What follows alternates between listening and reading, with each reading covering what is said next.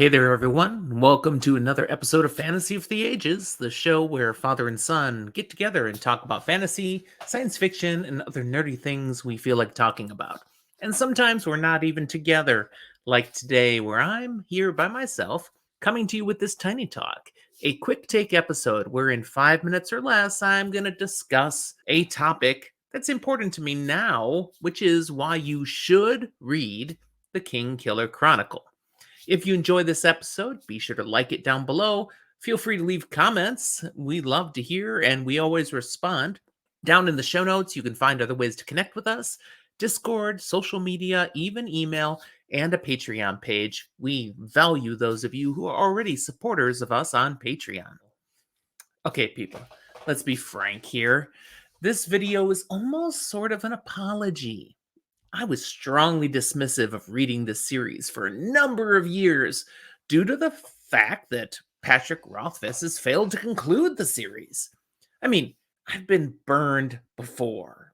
George R. R. Martin still has us dangling, waiting for more of A Song of Ice and Fire.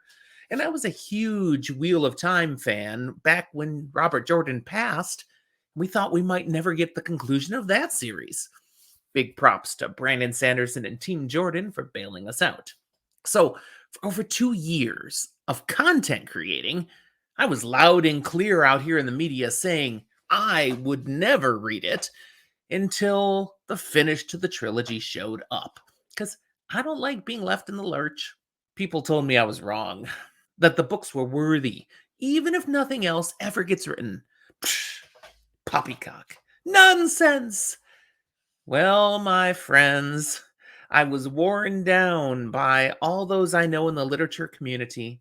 And now I've just finished Book 1, The Name of the Wind, Book 2, The Wise Man's Fear, and just today, Book 2.5, the novella, The Slow Regard of Silent Things. And I'm here to say, on the record, I was wrong. This is worth reading, even if the series never concludes. And here are 5 reasons. 1. The quality of the writing.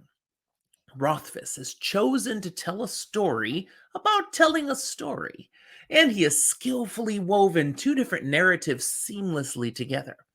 Every shift from the current time to the story of the past is natural, effortless. Literally feels like you've just been listening to a great story, and then there's a pause because the storyteller simply needs to take a break.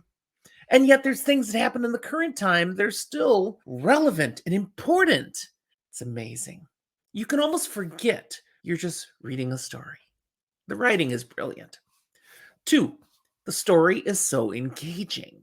The stakes are huge from early on, often literally life and death, life or death. And trials and mysteries abound in this tale. You want to know what happens, and it compels you to keep reading.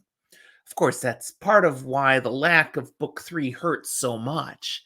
But I'm just starting to dabble in the fandom around these books, and I partly feel like, well, it's like the Wheel of Time back years ago when we were still waiting for more books to come out and all the fan theories and speculating that was going on.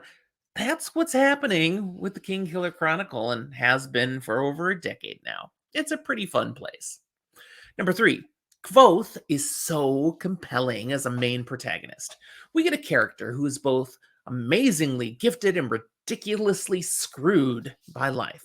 For every positive, he seems to have at least one negative challenge he's been cursed with. And yet, his will is indomitable. And despite reasons that he carries around some inner darkness, he remains also a very bright light. I love this character. Number 4, the blend of magic and science that is foundational to the world Rothfuss has created is fascinating. Chemistry, alchemy, straight up magic, humans, dragons, characters of fairy, it's all just blended together in a fascinating and fresh manner that I really enjoyed. And finally, number 5, music. Now, I don't mean any actual music, but Kvothe is a highly skilled musician, and the way Rothfuss writes these moments that Kvothe plays, it's special. It's not something I can even describe. It deserves to be experienced. It's powerful and somewhat magical. So there you go. 100% read these books. If I had convinced you otherwise before, I was a schmuck. Let go of that. Listen to me now.